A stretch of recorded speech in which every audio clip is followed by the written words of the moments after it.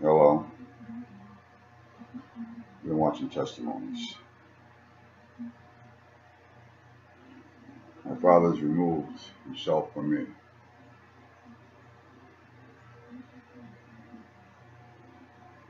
My brothers are gone.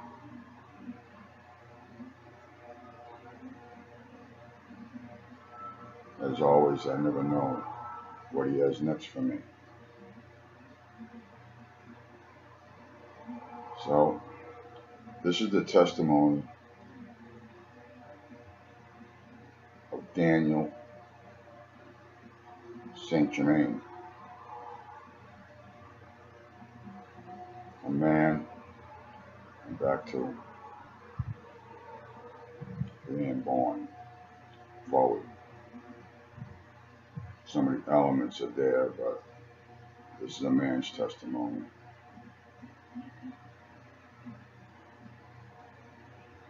I was born in 1963 on January 11th,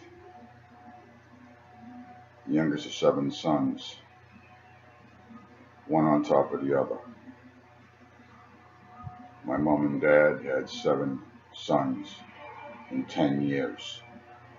It was 10 years, 1 month, 6 days between the youngest and the oldest. Again, as before, it is my testimony. I remember just prior to being born, coming out of the womb, I was in a place neither hot nor cold, kind of like floating. The analogy that I related that I seen later in my young adulthood was that movie Cocoon. I was in something, and it was light, and I heard a voice. Will you go for me? Of course I will. And I don't know if it was minutes. I believe it was fairly fast. And I came out, I remember the bright light, blurry. I was scared, I was horrified. I didn't want to come out. They pulled me out. They cut my mother's belly, and I seen the light, and they pulled me out. I didn't have a choice, because I wouldn't come out. I didn't want to leave.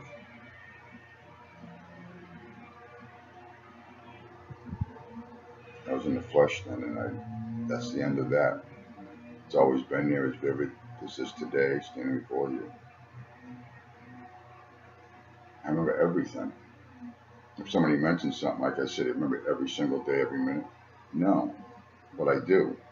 If the conversation comes up, I remember that day. I remember everything. Anyway, I was the youngest of 7 sons, and I remember sitting there and hearing my brothers talk at like 3 months old, and my family, and I was coming along, and I understood every word they were saying, just as much as now, meaning and everything. I just couldn't respond. I used to grab at their lips and their tongues. I used to stick my fingers in their mouth. And I used to scream, "Eh," and get frustrated because I couldn't respond to them. And they loved me then. Didn't last long. My big brothers loved me. They were the most ones that took care of me. My mom and dad had so many kids, and they kept tight ranks. Everybody got a bag lunch for school in the morning. I wasn't old enough yet. Everybody was home every night at 5 for dinner. Everybody was in when the street lights went on. Even my brothers were teenagers, and I was 5 or 6. They were big kids. I'm 5'11". I fluctuate between 100 100, I can go anywhere from 165 to 190 pounds in a week to this day, depending on whether I'm working, if I'm hustling and doing something. If I'm sitting, I shrink right down. But my brothers were big boys, even in like grammar school and junior high and high school when I was younger. They had a reputation because they were big, but their reputation wasn't bad. They weren't thugs. So it relates to me in a few minutes. They wouldn't hurt anybody, but they protected everybody. We were pretty much alone by the time I was 5, 6, 7. So my mom and my dad had been previously a Grand Knight in the Knights of Columbus when I was born. And by 1965, by the time I was 2, 2.5, he was done with that. He was also a speaker of Christian doctrine in the Catholic Church. I remember going to church at 2 and 3 years old. All my brothers had to go to church. They went to catechism. They went every Sunday to church. I didn't have to go. What my dad was doing was to speak of Christian doctrine, and that was only about a year that I had to go, and I was still very small. By the time I was 3, I was done with that. I never had to go to that Catholic church, that big place, and I never liked them. I always felt funny in there.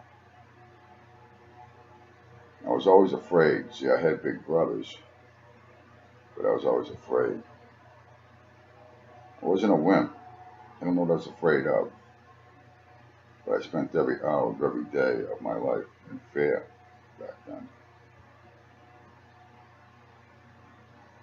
By the time I was 6 years old, 7 years old, my 2 oldest brothers were old enough to go to quit school and get a job. My mother and father, my dad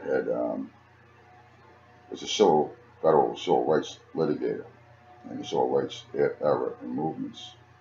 I grew up in marches that they organized with Jacob J. Gordon, the banker, belonged to Commerce Banks in central Massachusetts, and Samuel Silver, a retired Army colonel who owned a hardware store right in the center of downtown Worcester.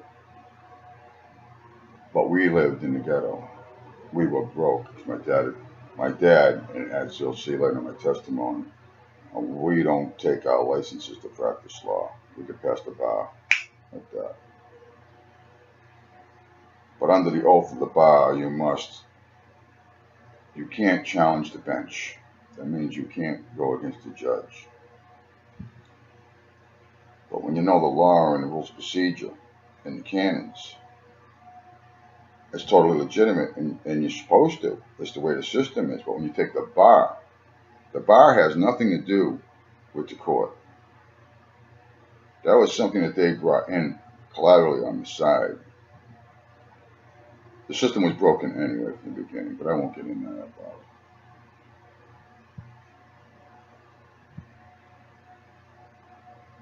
And I grew up listening to my dad on the telephone, talking law, quoting law. This guy would just rip it right out.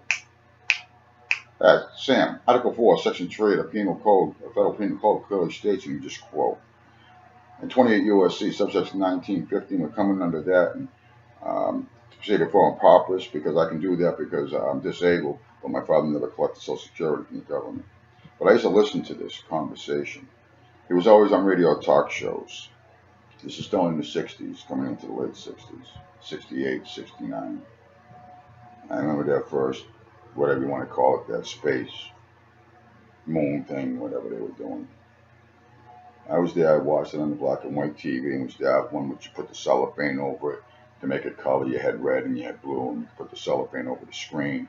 We had the turntable over there. My brothers used to play their rock and roll, Jimi Hendrix and all that stuff, so I grew up in music all the time in the house. And they had stereos when they got jobs.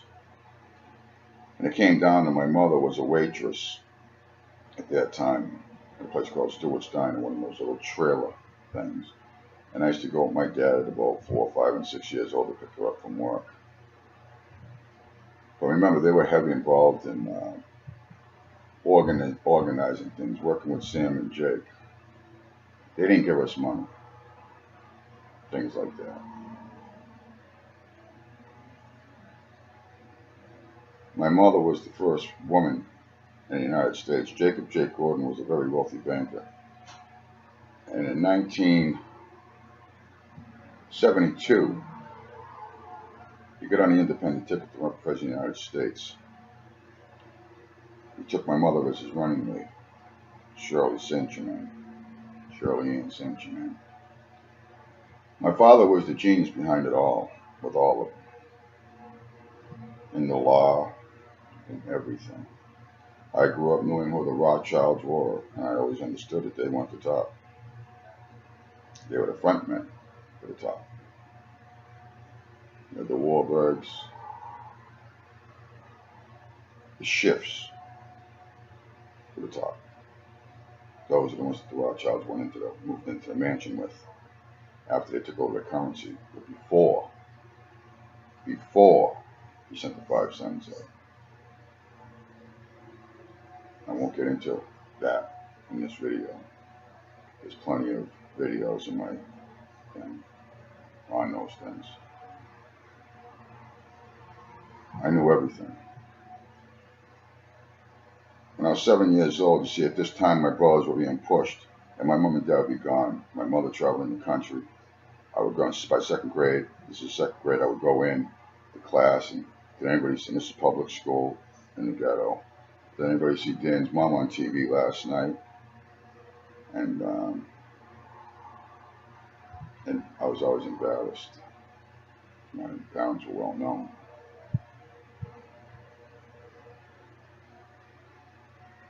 And they ended up going after Jake Gordon. He had to flee the country for fraud because of what in his campaign across the country, he had campaign workers. And what they started doing was taking the flyers and things for the election and putting them in people's mailboxes. Although Jake and Sam were Ashkenazi Jews, I learned from them the truth. 5, 6, 7 years old. Hearing my dad on the phone, and when they would come over, see, I was the youngest one, so I was there. My other brothers would be out playing. I could go out, I just never went out. I didn't want to go out. My mom and dad used to get on vacation and yell at me to go out and play, and I wouldn't. I was afraid, and I know what I was afraid of. And I wasn't a weak kid. I never understood. I always knew, and I was always wanting to learn something. I was always listening and watching everything. I was a very quiet, shy kid in a huge family. I was totally withdrawn and quiet, always watching, listening, absorbing everything. And there was always this little voice, and I knew that I had to learn everything. I just experienced it. I used to jump into everything. I would just run right into whatever the situation was, we'll say, to experience it. I just had this desire to experience everything. And I did. So I was 7 years old. It was in the summer. My brother David, who died a little over a year ago, 3rd to the youngest. We were at this place called 1010 Main Street. It's a big old brick, like house, tiny mansion. Just square, nothing fancy. It was across the street from McDonald's in Main South. This is all ghetto. And ghetto. But we had Puerto Rican ghetto. There wasn't a lot of blacks in my area. They were in another section adjacent to our neighborhood. Where I lived, you had the French area. You had in Main South originally, but that's where the Puerto Ricans had moved into by 69, 70, 71. One family moved in the whole thing because that's when they were migrating. There was some big thing coming out of Puerto Rico, and they just flooded the area. In 2 years, it went from all French, that whole neighborhood in the 10-block area, to a lot of Puerto Ricans, but the French were still there. But we had the French area, Main South. You had the north end was the Irish. The Shrewsbury Street area going into the town of Shrewsbury, but in the city was the Italians. You had the Jews up on anyway, going up in the Holden. And it was split, and that's the way it was. And my brothers were stuck. They had to watch me. They had to take care of me. They didn't want to. They kind of, it was like a tag along, but somebody had to watch me. So my brother David took me, and that was the first time I got drunk at 7. I drank what they used to call a GI, the big quarts of Budweiser. And we went back to 1010 Main Street with this kid Brian and John and my brother David. And they had got somebody to buy. He was sent to some fun package store. Somebody bought for us little kids, or them little kids. And they gave me my GI, and I sucked that baby down probably in about 5 or 10 minutes. I smoked my first joint that day. I was trashed. We went home, it was dark, and we were late because we were supposed to be in when the streetlights went on. It was a little bit after. And I do remember, but I was puking my guts out. If there's a blackout, I was there. It was like a half a blackout, but I do remember it. And my mother started screaming, my baby's drunk. My baby's drunk. And they kind of got on David, but David was drunk too, and he wasn't much older than me. Within a few weeks, I did my first hit of 4-way window pane acid, and I was chasing cars down Main Street. I got that from David too. We used to walk down the middle of Main Street when we were straight. During the day, if I was going to go to the boys' club downtown, which is about 10 blocks away, going into Worcester Center in the downtown area, coming out of the ghetto there, we used to walk up my street and get in the middle of the road where the line is and the cars going both ways, and just walk down the middle of the street the whole way. I was crazy. We were all crazy. Suicidal. But we never hurt anybody. This is a big thing. My brothers never hurt anybody. And my mom and dad were always helping people, except for us. They were too busy. He spent a lot of time talking, and I was at his feet because I was little. And I got a lot. I mean, a lot. And I absorbed it. And then I got my paper route at about 8 or 9, and my brothers all had paper routes. My father always said, I'm not paying you guys to work in the house to do your chores. We lived in a 3-decker, to clean your room. He's not going to give no allowance. You want to make money, you go outside and do that. You're not getting nothing here. Which was, we all understood that was the right thing to do. So we used to go out, me and Jimmy, for our paper routes in the morning, every morning.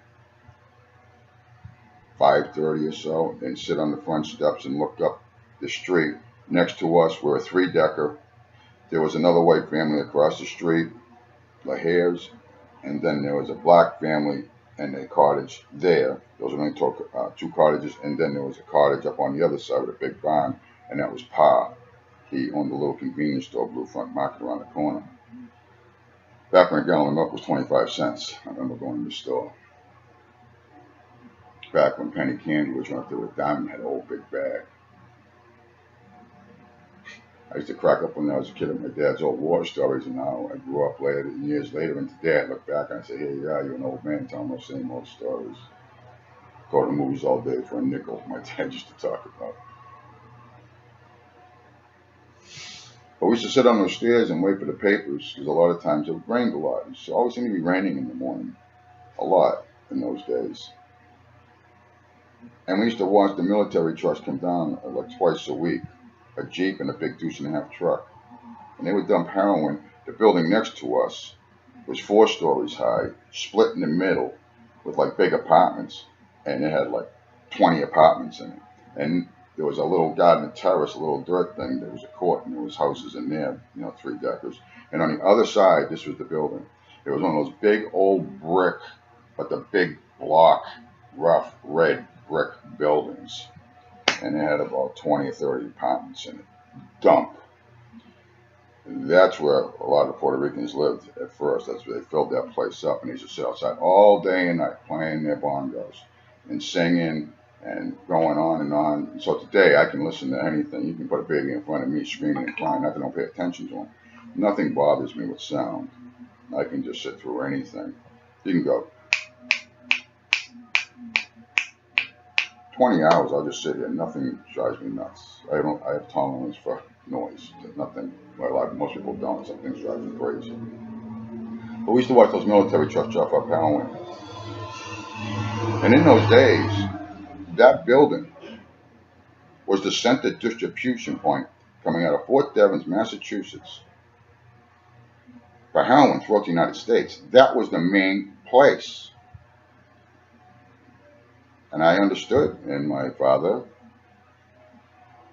told us and explained. He explained everything to us as kids. He just sit us down, because he didn't have us a lot, because he was always busy.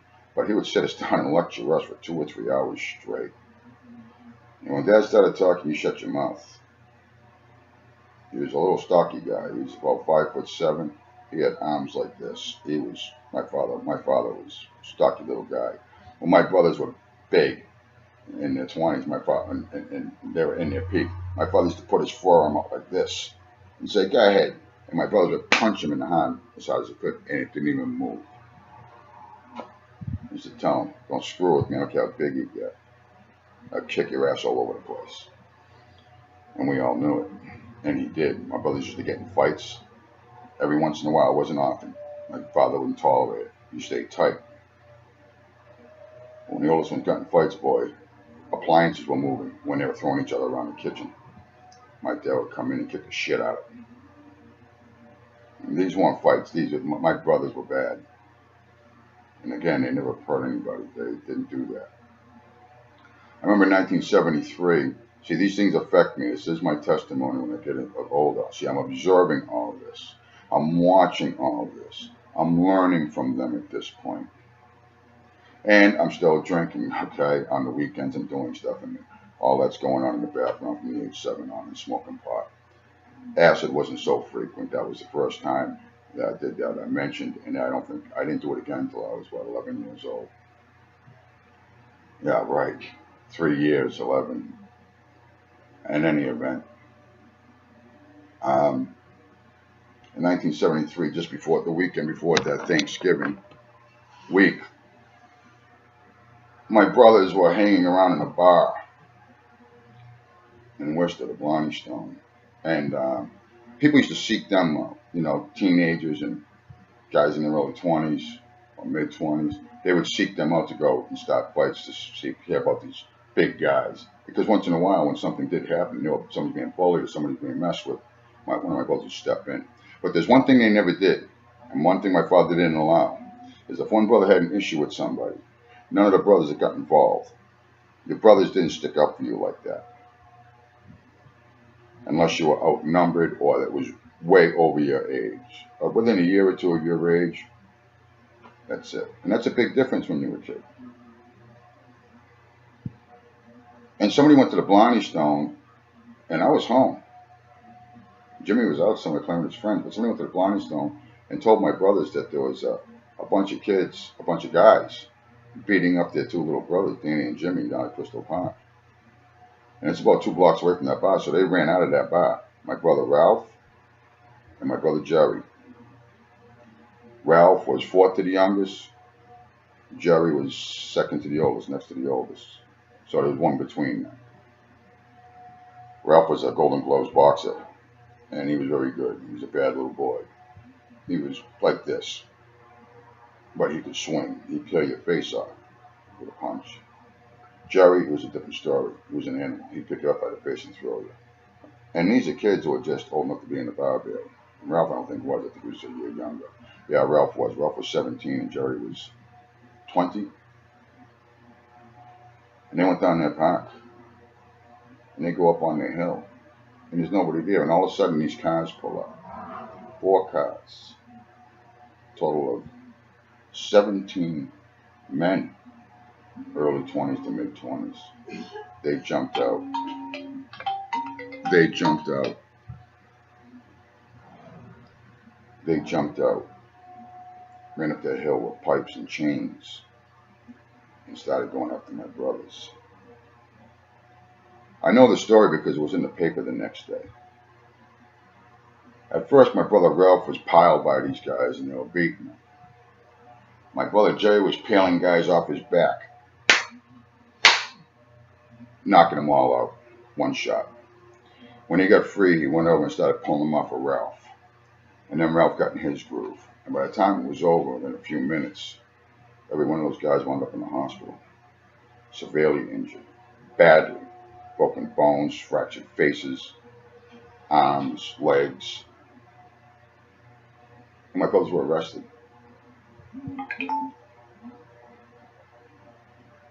And we always kept everything from Grandma and Grandpa Cinchman. They were like the Norman Rockwell grandparents. And tried to hide that one, but it was on the front page of the paper that morning when they came over for Thanksgiving dinner. Amazingly, Grandpa was proud because he knew his grandsons weren't a bunch of bullies, and he knew there was something to this. And they were home at that point, my dad. And as you can tell, I still live in the greatest neighborhood because I don't need to. I like being where I come from. In any event, so now as I'm growing up there at about that age, I'm heavy into reading. I read. We Are Not the First. It was a book of the Count Saint Germain. This family that I was born into, this Saint Germain, 7 generations ago, this guy, his name was Count Saint Germain.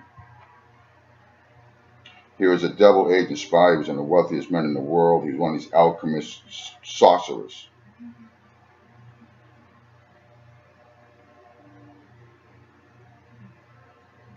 He fled France just before the Napoleonic War. And if you look at him, you can get him on Leonard Nimoy on In Search of It. There was a lot of things done on this scumbag, total scum. And he went into England because he was England's spy and France's spy working for the kings. They're under sheriffs, they used to call them back then. Like the sheriff of Nottingham in France. The sheriff was out to get him, kill him. So he fled. But the king loved him. And they both knew what he was doing. They were all playing both sides. And he went into England, and his name was Francis Bacon. Francis Bacon was head of all the Masons' lodges. That's what Benjamin Franklin was over for 18 years dealing with. And whenever he was out, that's why when Francis Bacon was in France, Benjamin Franklin would be the head Mason in England. And then when Bacon, the Count Saint Germain, would be in England, then he would go to France, Benjamin Franklin. So I was studying this sucker. My dad and everybody, my dad and my grandpa took it as pride right from the first. I knew this was evil scum. I wanted to know about this. I wanted to know where I came from as far as I knew then in the body. But I never forgot that I was sent. That was always vivid. Just didn't know what it was. But I did know. And my brothers used to say to me after they all did catechism, but by the time it got to me, and my father had it with the church, and I never had to do catechism or do any of that. I was delivered from that, like that. And I studied law. I used to take my dad's books, his federal code books, his federal rule of procedure books. I used to read them, just like a fairy tale. I used to read case law books. This is the case of Spradley versus State. In this case, Spradley was, and they tell a story. It's a story. And I used to just read the story. And some of them were car thefts that were big and got turned over, for Supreme Court decisions, or Ferretta versus California, Miranda versus Arizona, and Miranda rights. These are stories. They're stories. So I just read them. I thought they were pretty cool. And I read a lot of them. I'm talking grammar school. By the time I was getting later in grammar school, my brother started moving up and getting married, I started having issues. And I didn't want to go to school because school was boring. I just looked out the window. They were teaching me things I already know, spelling, all that stuff. And they see me on here and the misspellings. That's because they mess with my keys, and I'm not going to deal with it. I write too much. I write novels a day on here. And there's an error here and there, I'm sure, but 99% of it, they're changing my letters, and I don't care. Most High told me long ago, don't worry about it. It pisses everybody off. Give him something to work on. And he meant it. But I didn't do it on purpose. But I just got sick of fixing it. But I didn't. He says leave him out of it. So I will. Most High. So anyway, I went off into a private boarding school, Hillside School in Marlborough, Massachusetts. It seems to be a school for, there was some elite there, but what they do too is the Jesuits and these kids that they snag, they put them in these schools, the Jesuit-based schools. And the CEOs from Raytheon and IBM and everything to do with the military-industrial complex, hotels, the Sheraton Hotel, president. They used to come and sit every Friday night at dinner at the headmaster's table, and we would sit down the table, each side, and each one of us, the one on there was a teacher. All the teachers lived on campus, and our teachers were scholars, even in those early years.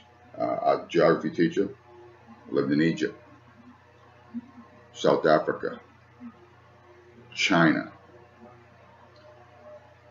Everybody we had was first-hand. Our French teacher was from America, but spent many years in France, studying the arts and all that. So this is the type of teachers we had. And the teacher to his right was a waiter, one of the kids, and we always wore suit coats and ties and slacks to every meal, to school. It was required. And a lot of my friends had those family crests. And that's why I know about family crest, and I know about the Rothschild family crest, and it's in other videos. My dad wanted me to, he found out family crest from this Count St. Germain scum. I didn't want to wear it. I didn't wear it. He said I'd fit in more. My dad wasn't trying to get me so much in with them. He wanted me to get in with them. He wanted me, his dreams were that I would go in with them, that I would go up into this thing, that I would drag my brothers and my whole family along in the coattails. That was my dad's dream. Like a Kennedy thing. There was a lot of pressure for me, a lot of responsibility.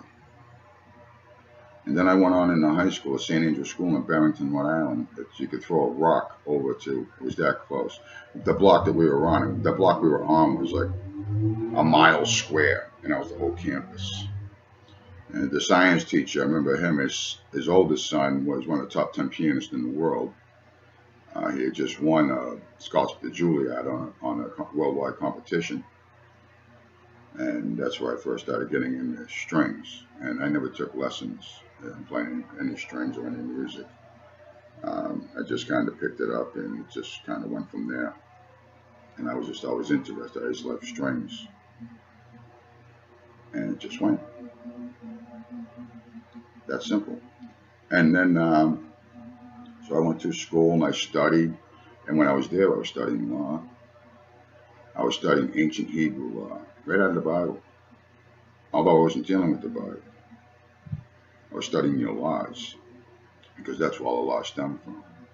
Because as I researched backwards, when I went from American law, that's what I did. I studied Massachusetts state criminal law, and then it doesn't take long. I got through that in about a month. Everything, and I remember it all. I just could remember everything, what page, what paragraph, what subsection A, paragraph 3, subsection A, or subsection C, and I could just talk. And my dad had it, and his friends had it, and that was that. And I liked it. I thought it was pretty cool. And in our dorms, we were alone at night. We had our own rooms with the closet here and the mirror and the dresser. It was all built into the wall with the bed and drawers underneath. There were nice, classy rooms, and the doors were open every night. And the teachers would walk. They lived in the dorms. They were our dorm parents also. My French teacher and his wife were the dorm parents, and then their helper was one of the science teachers, a younger guy. And Bobby Hilton was one of my closest friends, who's at the top of the Hilton, called Dynasty today. Stacy Lazard, who went on, and me and him were studying, and we were studying at that young age, and we were already qualified to be international maritime lawyers for the bankers, even in ninth grade. We loved it. Today he's chief counsel of the International Monetary Fund in France. I learned all the things I learned. I didn't get them off of YouTube, and I didn't learn about these people and things in books. I knew them. And we used to compete in sports, and I was top in the track and field. I remember Mark Kennedy was supposed to be the best at St. Mark's here in Massachusetts, and first time I got went against him in a 440, I left him in the dust. My coach told me, just stay behind him, Dan. Danny, stay behind him. Let him set the pace. You're going to kill this kid. Well, I didn't listen to him. I set the pace. He was almost a full lap behind me when I finished. And same thing with baseball. I had a curved sinker. I was left-handed, but I threw my arm up because they had me practicing with a softball. I really drive it home, and I ended up throwing my shoulder out, so I never did that again. And of course, I studied sports back then when I was involved in that. And then I realized where they came from, that they were wrong. And I didn't think a lot about it, but I knew what it was, and I knew it was nothing. There was something not good about it. So I never got involved in watching football, baseball, basketball. I was never into sports. I used to, even, and when I was 17, I did a burglary on the weekend. And I went to court, and my dad says, you got yourself in this thing, get yourself out of it. And I went to court, and they charged me burglary, breaking and entering in the nighttime. And so I researched a little law. It didn't take me long, a couple hours on that. And I went into court. I had the Farmer's Almanac because they accept that as far as sunrise and sunsets. And I moved for dismissal based on the fact I was improperly charged, and I moved to a violent further prosecution and violation of double jeopardy because the next charge they would have to charge me was breaking into in the daytime, which was a lesser included offense. And unless they're going to charge me higher, they had new elements, they can't try me again. So I went in there and I showed them, and I says, based on the time that they had and everything else, I proved that it was like 18 minutes prior or 18 minutes off. It was actually a daytime burglary, not a nighttime burglary, and the case was dismissed, and I walked. From that day forward, every time I got in trouble, I walked. Around that same time, still this smart kid, private school, and all these other things, and these genius kids who are sacrificed. That's the bottom line. You see, this is their sacrifice. They send their kids, even these millionaires, billionaires, they sacrifice their kids. And the way they do that is by putting them in these schools, and they don't see them. They sacrifice their love over anything raising the kids. And I can give you a name list, but I'm not gonna. It's all there. Okay? Known from the sports, and we all compete, and we all know each other. Tight clique, and they keep you in there so you're a brotherhood. And I understood that too, and I didn't like that. It made me very uncomfortable. Next thing you know, I got a needle in my arm.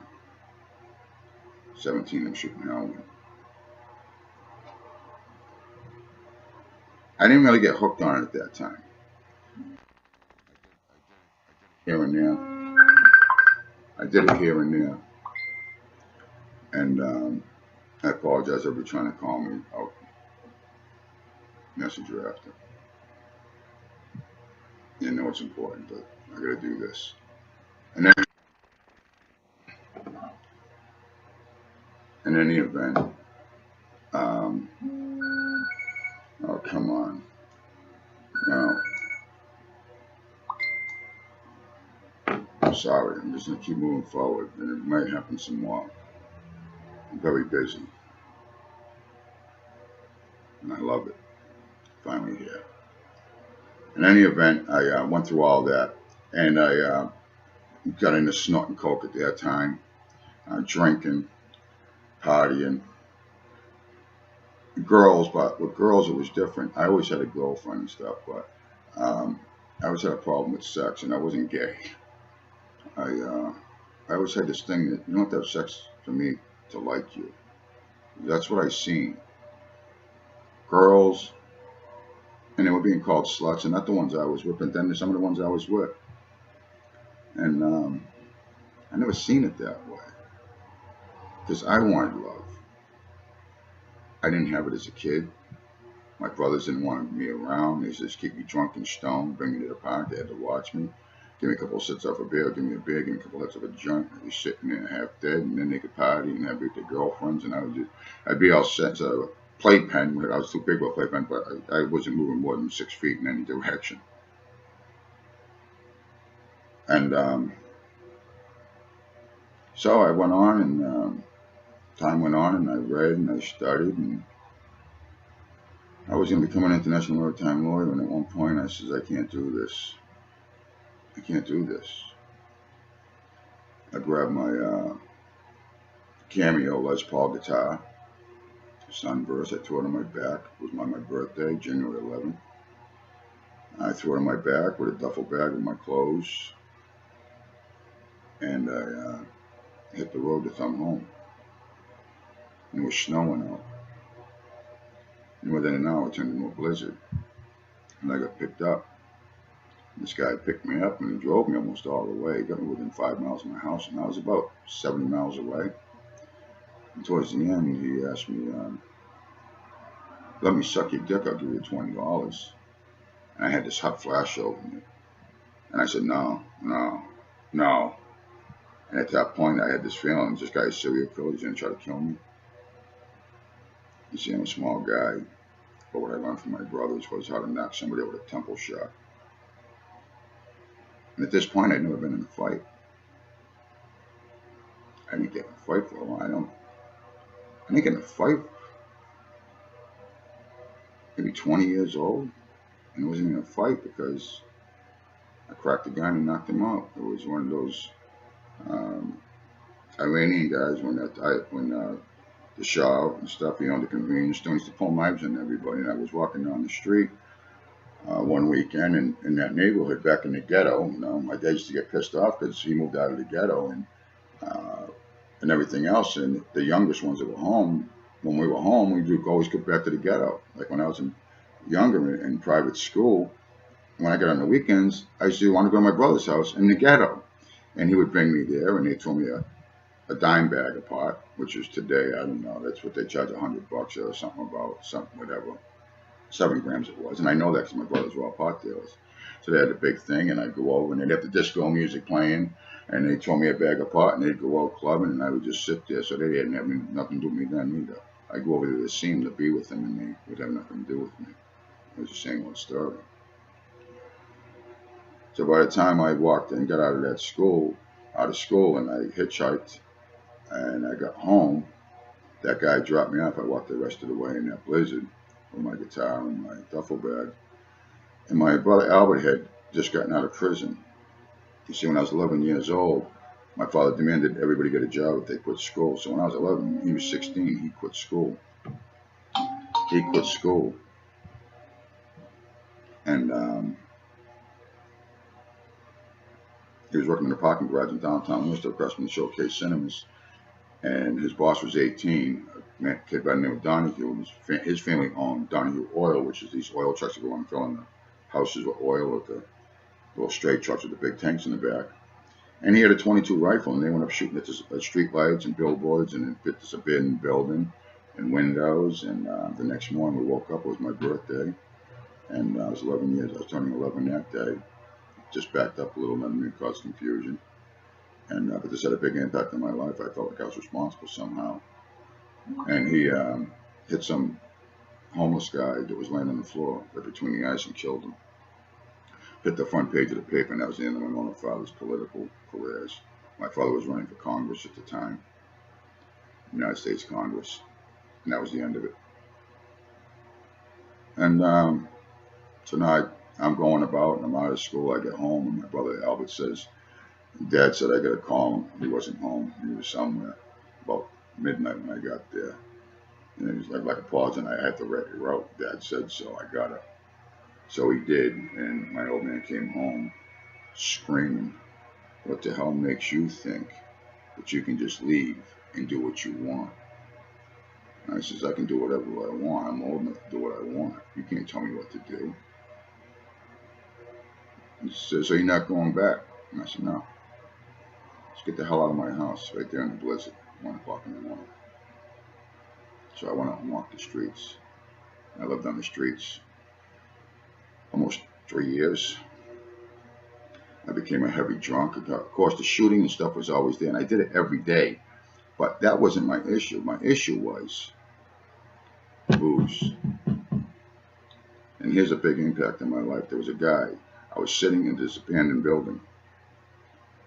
There's railroad tracks. What we hung around was Grand Street. It went from Main Street all the way down. And there was a set of railroad tracks that blocked it. You had to jump the tracks like a dead end. And then it got down to where we lived. There was a package store, a deli, a club here, the Cape Cod Grill, Don's Place, another bar, Gerton's here, Crest over here, all bars everywhere. Everywhere. Every other door was a bar. And we used to hang out there, and a couple of us used to sit out there with our guitars, and he sung "You Want to Hear" for $1. And we'd sit out there, and a couple of drunks come by, and they throw some money in, and between us, we could play everything. I'd do something or other, whatever we were doing. And I couldn't sing. I'm not into singing. I never felt like singing in this place since I've been here. I still don't today. There's nothing to sing about here. But I do enjoy playing. And this guy came over on the railroad tracks one morning. It was Saturday morning. It was really early. The liquor store just opened, and I remember that because this guy helped me out. This guy pulls up in a beat-up old pickup truck on the other side. It's Cobblestone Road here, and Grand Street continues. He climbs over there's 2 bars. It was like a fence, and he comes over and he goes, "Hey, man," he says, "Kid, you look like shit." And I'm going to say this guy's in his 40s. And he said, "You look like shit." And I was like this. And I was shaking, and it's pouring rain, and I was booze sick, and I was hurting. And I said, "Yeah, man, I'm hurting." And I was filthy, and I stunk. And he says, "Hang right here, I'll be back in a minute, kid." And he went across the street. I saw him going to deli. He ran into the package store. A couple minutes later, he comes out. He goes back in the deli. He comes back over and he sits down with me. And he's got himself a sandwich. He's got himself a sandwich and a soda and a pack of cigarettes. And he sat it on the far side of me, and I'm sitting on the other side. And he takes a couple bites of a sandwich. I'm not paying attention. All I know is I got a bottle of Clean to Mint. And I'm drinking. I go, "Oh, man, thanks a lot, bro. I appreciate it." And within a few minutes, I started calming down. And then he pulled out the bag, and he had a 6-pack, and he sat that down. He said, "You can have that." And I said, "Okay, thanks a lot." So I got it. And he left. And I was sitting there drinking that beer. Actually, what I did the first one, I put a hole in something. Boom. I used to get a shotgun in about 2.5 seconds of beer. I used to do that because, when you got a 6-pack and you want to get buzzed fast and you want it to affect you, that's what I used to do. I did that first one, and I cracked another one. A couple minutes later, I looked. There's a pack of cigarettes. I grabbed one. And he left a sandwich. That was it. A couple weeks later, this guy, I'm standing on the corner with my friend Jimmy, and this pickup truck pulls up. And he says, "Hey, John, how you doing?" He said, "Oh, you guys want to hop in, go down to Crescent for a drink?" I said, "Sure." Now, I'm not sick, but I'm okay that day. I already had a beer or two. It was early, though, maybe noon or so, and we went down to Crescent. We went in, and he bought us 12 shots and a couple of beers and sat at the table. And he had a Coke, and we talked for a few minutes, and then he bought us another round, and he took off.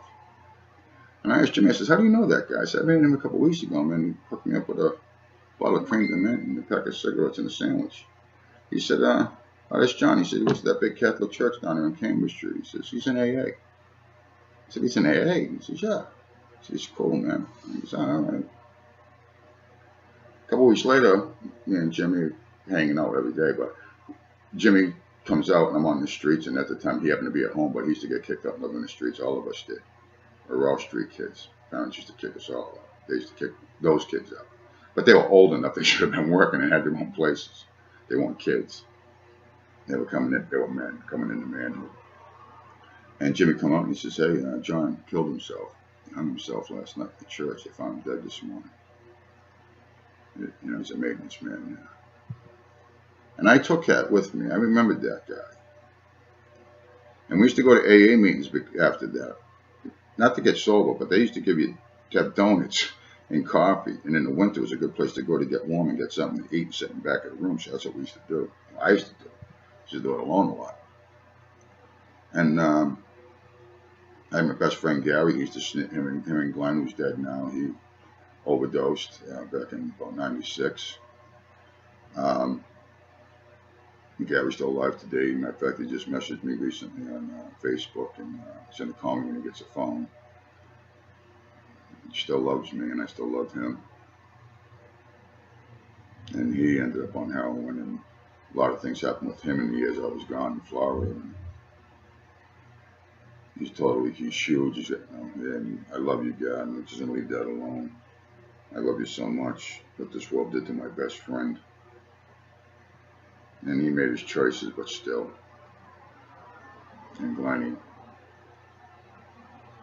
And anyway, I ended up going, and I got another testimony.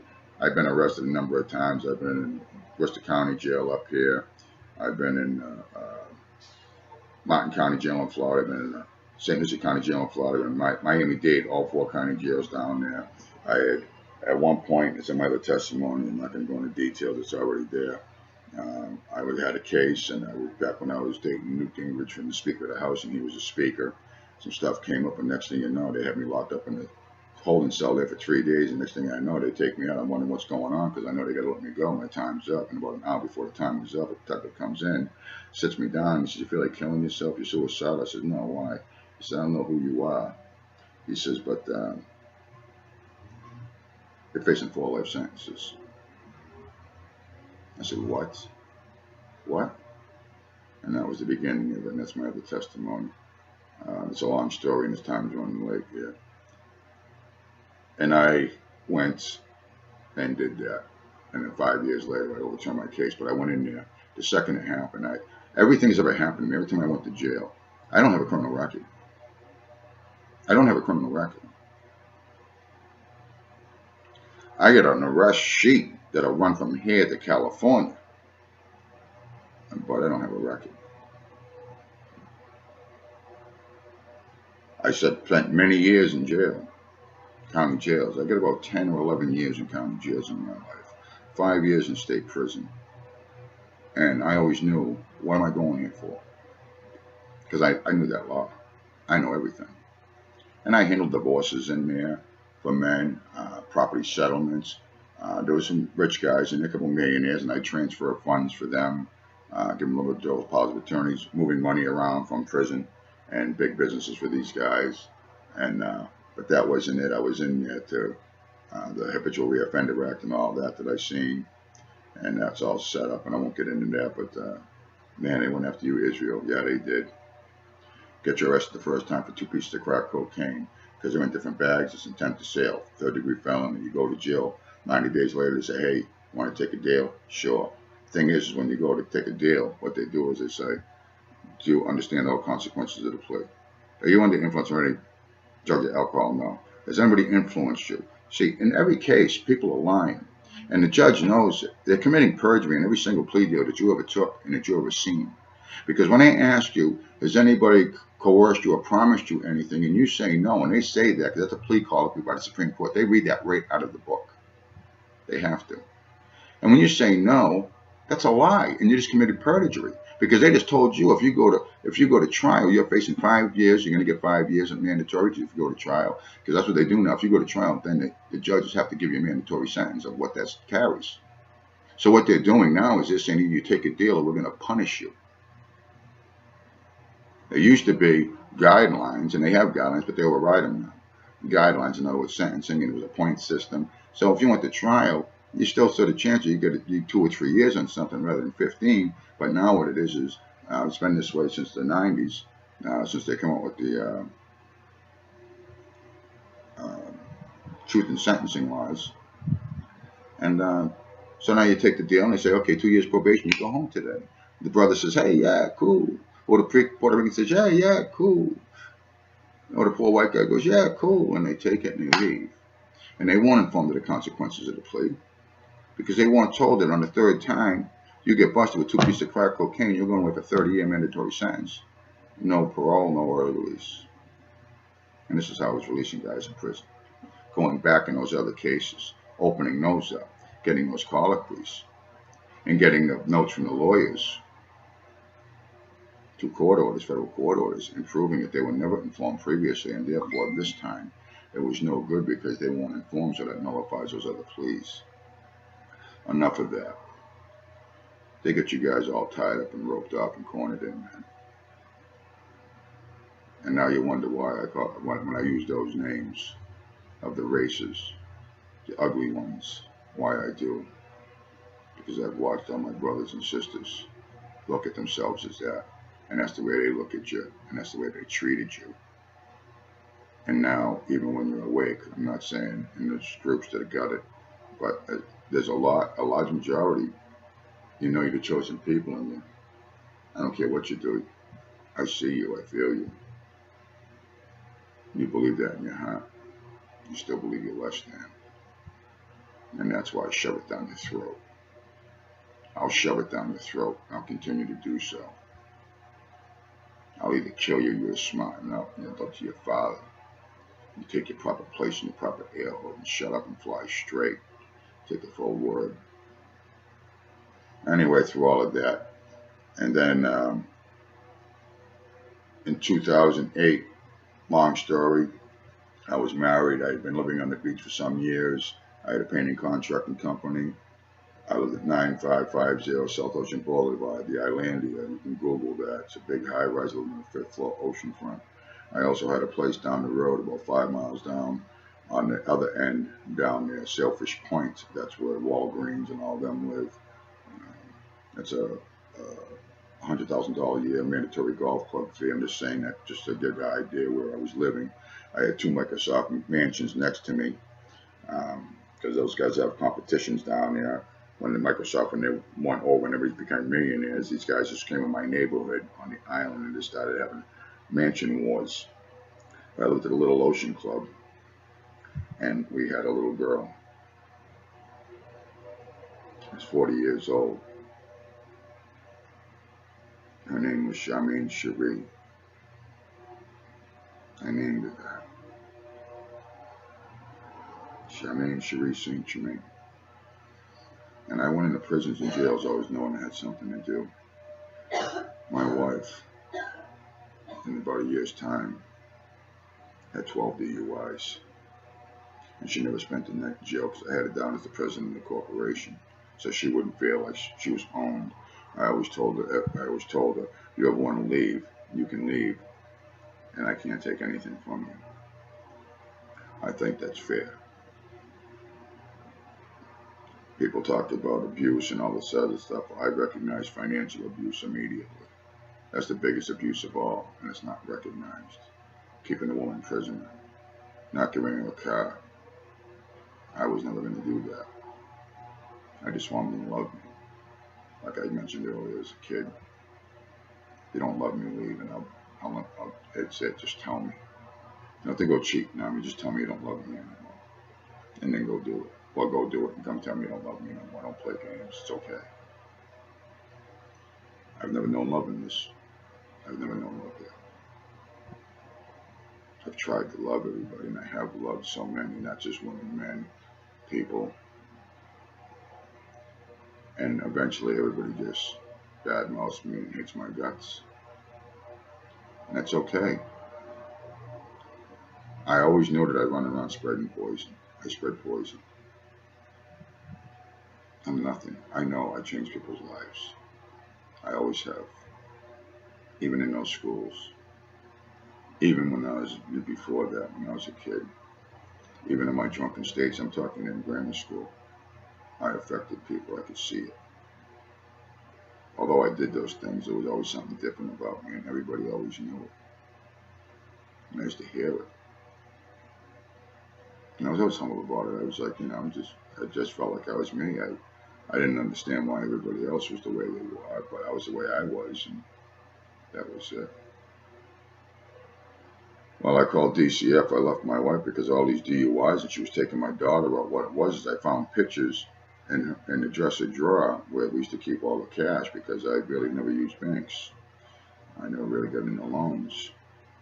Um, I did get in the Bible there, going to church, not really reading, but I knew that and being not a lender or a borrower, and I thought that was cool, and I understood that. And like a better way to put it, as genius as I was, I understood it was stupid. I'm not paying 3 times more for a car and putting top insurance on this whole gig. Even if they sold it to me for what it was and I paid an extra $100, they make me put top insurance on it. And all of that after 5 years of paying for the car. Come on, a $20,000 car costs you $45,000. I'm not a gambling man. Remember, I don't watch sports. I'm not placing a bet. They're legalized bookies. How old are you? Have you had any accidents? Yeah. Let's put a spread on this. I've always seen things for what they were. Simple. The genius that I was, and the genius that people think I am, want the truth. The truth is, I'm simple. I never read anything to try to understand it. I read it to absorb it. And I understood it without thinking. And today I still don't think. I tell you the truth. I'm just simple. I keep everything simple. And it's just the way it is. They took my little girl when I called DCF. And I won't get into that, it's a long story. But that night, when that social worker came running in and out the door, for about 4 hours through the middle of the night, after I called for help, not only for help to the extent that I needed to get something between my daughter and my wife, and to get my wife straightened out. And that wasn't because I wanted her back or anything. I would have. It didn't matter. What I wanted is my daughter to have a mom that was straight. Because she was straight. She got straight when I met her. And I didn't date her. And she had been a heroin junkie I knew a few years earlier, and for 20 years. I knew some things about her, and she had straightened out. And one day she walks up, and remember, I'm shallow. She was smoking hot. Valley Burnt Nose twin sister on steroids. Strip joint, bartender. And she wasn't a stripper, so she thought that was justifiable. And that was okay with me. I don't judge people. Although you think I do. That book's just full of judgments. I don't judge you. I just give you that book. And then you judge yourself, and then you tell me I'm judging you. I'm not judging you. That's your book. And then the ones who come to you and cling to the light, and that's your book too then. When you get the spirit and you get the wisdom. I treat you just like I treat the lawyers and the judges. They're your books. They're their law books. I'll shove them down your throat. And I do. And I win. They can't argue. I take your word and I shove it down your throat. Nobody can argue. And I don't even quote the thing. I don't even read it.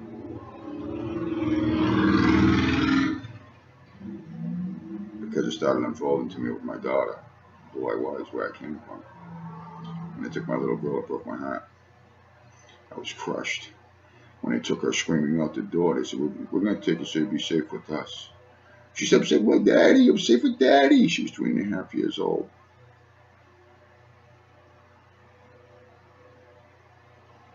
August 9th this year. She'll be 12. And I haven't seen her since. I sued him. Well, I got her back, and then they pulled a smart one. I only had her for 3 months. I sued him. I closed down Hillsborough Kids Inc. in Tampa. I've said it in my other video. Go look on Facebook. Hillsborough Kids Inc. It's been closed down since 2011. And not because I stole my little girl. You see, when that day happened, they took my little girl. I hugged that social worker. And I told him, I said, you're just doing the job, but I'm going to ruin your life. I'm sorry. Just like that. And I hugged him, kissed him on the neck. A black brother, about 30. And the deputy was with him, an older hardcore guy. I hugged him, and I kissed him on the neck. I said, I know you're doing your job, but this was wrong. You got the wrong guy. And when I say that, what I mean is you just screwed with the wrong guy. I am going to destroy you because you're the ones who did it. I'm sorry you do this for a paycheck, but you're going to pay the price because I got to get you to get to your boss, to get from your boss to the governor, to get from the governor to the attorney general, because I'm taking you all down. I ain't playing your shit. I'm taking you down. You did this to me because you did it to other people.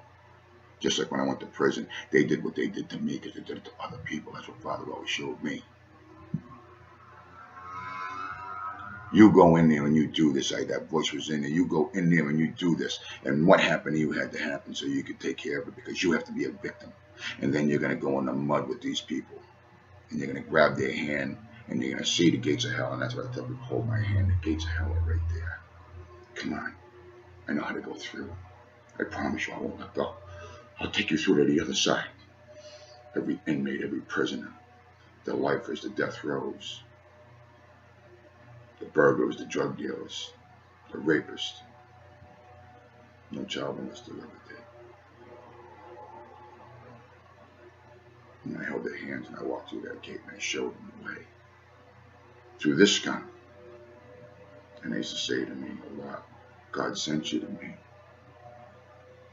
Mothers and old ladies calling me on the phone. See, I started waking up. I realized that Father was telling me, you're an angel. I sent you here for this. This is your work. And I've been walking bold ever since. And this has been going on for 20 years now. I'm 54 years old. And here and there through my life, I just keep walking bold. But every time I get tied down like that marriage, it had to be. And although I was doing things and giving money and paying well, and I would do anything for anybody, and I was giving money to a drunk on the side, I wouldn't just give him money. I'd sit down and go and buy a six-pack and a pack of cigarettes like the guy I learned from. I went into AA in the after the prison thing, and in Miami, Fort Lauderdale, and I'd stick my hand up because I went in there to get the people out of the bullshit of you're an alcoholic for the rest of your life. You're not. You're not. I bear witness. You don't have to ever do it again. Look at me. I'm not cute. I don't care. I don't care what I look like. I'll groom myself and comb my hair properly if I'm going into a courtroom. If I need to look like Rome, I'll go in Rome and I'll kick their ass right where they stand. If I'm walking, I'm dealing with people on the street, then I'll look like the street. And that's where I am. I'm not in some great neighborhood. I'm not in a bad neighborhood. I'm in a neighborhood of, we're going to help you out. We're going to give you some welfare and some food stamps, some Section 8 for a nice little place, just as long as Daddy don't live with you. Destroyed your families. Gave you restraining orders after that.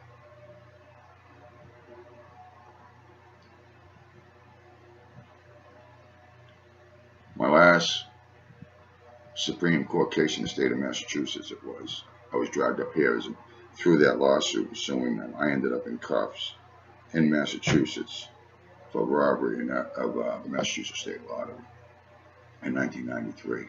I wasn't even here. I was never wanted. I had gotten stopped once or twice on traffic stops, not nothing big, and nothing ever came up. When I was in prison, nothing came up. All of a sudden, they take my daughter. I file a suit. They close down. The woman involved in my case, or who was a supervisor in the office of the state attorney's office, who pulled this crap that I was going after. When you see this, this isn't about my daughter. It is, but it's not. Just like Robin and everybody else, this takes second place. It's what did they do to others? And you're not going to do it again. It was you too. And the 10 others who know you, or 20 others who know you. I can't change the world, but I'll change your lives. And those who know you. And you'll never pull this shit again. In 2013, I fought my last case in Massachusetts Supreme Court. Oral arguments before a single justice under this particular rule that has never been executed in the state of Massachusetts, the foundation of this country. The judge was surprised. She was shocked. They had to wait 2 weeks to research to see what to do and examine it. They didn't know what to do. I had the law clerk who was a lawyer that works for the judge in the Supreme Court. A lawyer, not a kid in law school. to ask me to help him out, to see what the judge needed to do and how this was going to go. And I changed the law in the state of Massachusetts, was the last one I ever done. And Father told me at that point, net pictures are on Facebook of me in there, just bearing witness. I don't care. I did my work. All the stolen children were on my Facebook. The people I fought with over in England, Stuart Young, very good man, very good in the law. Case of Kelly Conner. 3 days, we were on Skype, we were on the clock. She was going to jail for 2 years because they stole her children and she was screaming in the press about it. Now they're going to lock her up for contempt. And we researched and we did that right online. I spent those last couple of years from 2011 to 2013 fighting in the World Court in Belgium for Nigel Cooper. He was chief of security for the United Nations, and the high-tech computer, he had a security system, and he had a daughter that was that he put everything in her name at 5 years old, and he got over $1 billion for that, what he did in that patent and everything, and he left, and he's in Belgium, and his wife came and stole his daughter on a visit and brought her to England, and we had one as far as getting a warrant for the Queen of England and the Prime Minister in the World Court to return that child or have him arrested. That's a long story, I won't get into it. Of course, they didn't obey and then we moved to get for one of the show cars in the World Court with Nigel Cooper, and that's right about the time the father said enough's enough. We're all done with this kid. He told me, right on his couch. When you see that, the Seat of the Ages video, because I have other videos before this about all kinds of other things that I was doing, more than just this in there. I was slammed down on this couch on this side, and it was less than a minute. And I saw all creation from the beginning of my creation, and he told me everything. He told me everything before me. And he said, God bless you. God bless you. It's time. It's time. And that's when I made that Seat of the Ages video. The true Hebrew Israelites. The next day. Not disclosing anything. Other than a white guy, a cracker. I got a lot of name calling, a lot going on.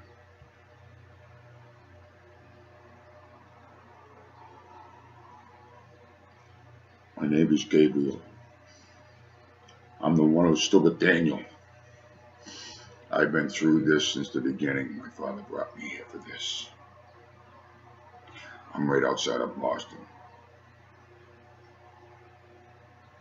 Right near Salem, between the two. Witchcraft City. And my brothers are the elect in Philly.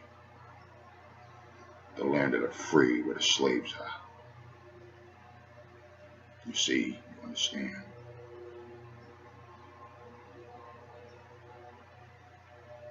I've always had the gift of healing for over 20 years. I've been delivering people out of AA, Maurice Gibb, and the VGs.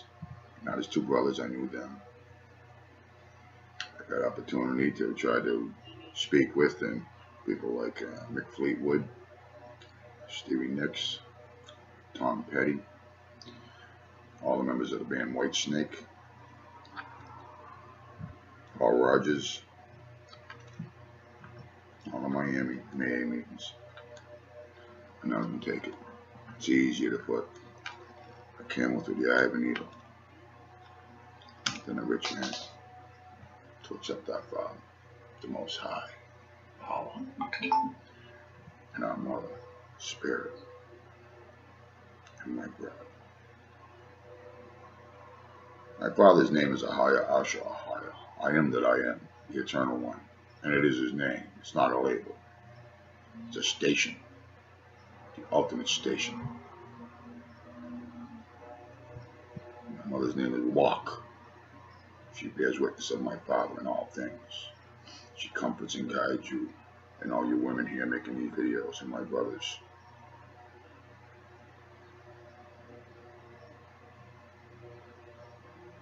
My brother's name is Yasha. Yasha. Yasha. That's how we say it. Yasha. The only one who came here perfect of the angels, the Son of God. You call him the Son of the Most High Power. He's not God. He's the King of Kings. Who I honor, and we all do. And that's part of our mission also. But that's another video in the testimony.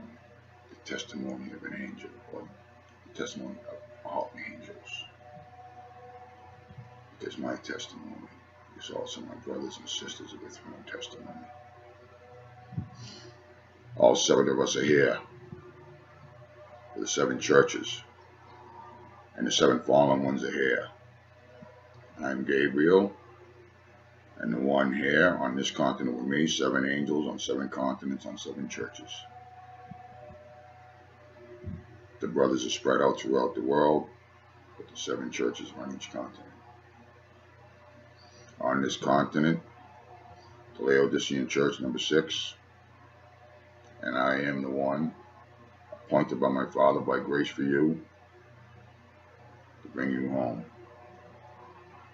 I am in charge of all the angels, all in heaven, and those ones below who are out now. And the demons shall be released on the Feast of Trumpets this year. Come to salvation and repent. You're a child molester, we love you, it's okay. You see these testimonies riding alongside of this testimony. Watch them, see these women. They're struggling and they're purging. They're the forerunners, and many shall follow. And the light of Israel shall shine, and all the nations of the world shall cling to the light, who find their heart humility to accept our Father, who had the grace to send our mother. That's how beautiful he is. He sent his closest first, our mother. Wow. And my brother, his first son, which all creation was made, who came for nothing but love, to show you the way and live perfectly with no extra protection, no more protection than I had, and you just heard my testimony. And he did it perfectly. He never judged, he never looked, he never swayed, he never swaggered.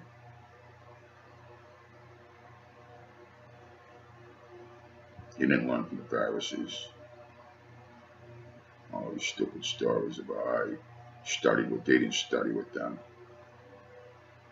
Just like me, the word is in him. Doesn't mean you have any extra protection. He didn't have anything new. As a child, he was just like me. He remembered where he came from, and he clung to it. I have a sister with me here, Christine Miller. Her testimony is polar opposite. We all have a service. We all have a purpose. She did pretty good in hers, but nobody's perfect. Only our brother, Yasha. Who you call Yashiel and Yasha. That's, you're there. Accents, tongues. You have the love of the truth. You've accepted the true Most High and the royal family. And you are the chosen people of Israel, Jacob's seed. All those in South America, the American Indians, not all, but in South America, Gad, the Indians here, the Hawaiian Islands, all the islands up the East Coast. You're scattered, you're Muslims, and you're not Muslim. Muslim's a religion, it's not a nationality. It's not a nation, what you would call. Those are the 12 nations that sprung forth from Ishmael. Father has abandoned me through this video. He's been with me towards the end now. He's telling me now my work is done as far as this goes. When this is done, the next thing that will be coming through the small group that is giving you these testimonies, and it will spring forth to the rest of you after the other nations and all kindreds and tongues have a chance to wash their robes in the blood of the Lamb by the power of their testimony, and you shall make your testimonies. You shall do your purging now. Your family shall be split now, and what shall be now. But they shall come together in love and compassion, soften their hearts now. Whatever they choose by their own will shall be now.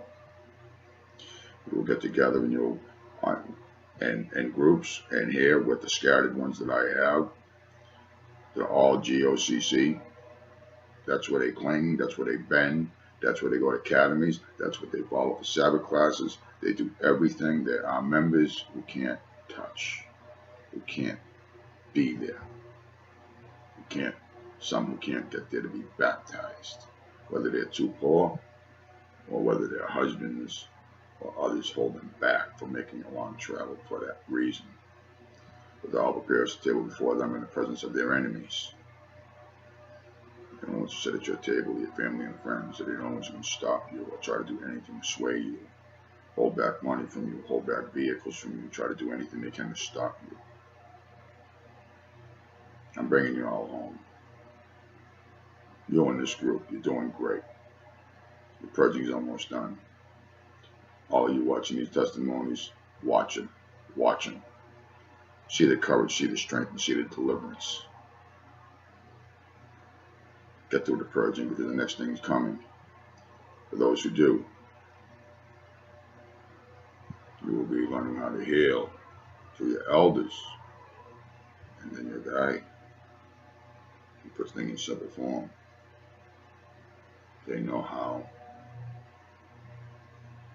You will, and you need to fast every 3 weeks for 3 days. Not today. This video will be outdated in a week. Some people will be seeing this months in a year or two. You ain't got any time left. It's coming close.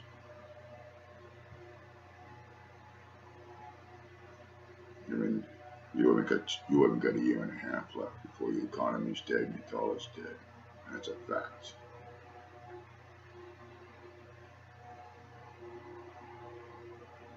I love you all. It's been an amazing journey. And the Most High God, Ahayah, has done a wonderful, merciful, never-ending thing. He made this internet possible. He didn't do this, they did it. The game is they had to put this information out there to get everybody a shot. You got your shot. Christians, you know. And he didn't lose his children. My father's not stupid. Stop insulting that word. Stop listening to people. Come to the truth. Same thing with your Muslims and your convert Jewish people of white skin. Because some of you darker skin, you're actually from the tribes also. You're mixed everywhere in all four corners, as is written. I love you all.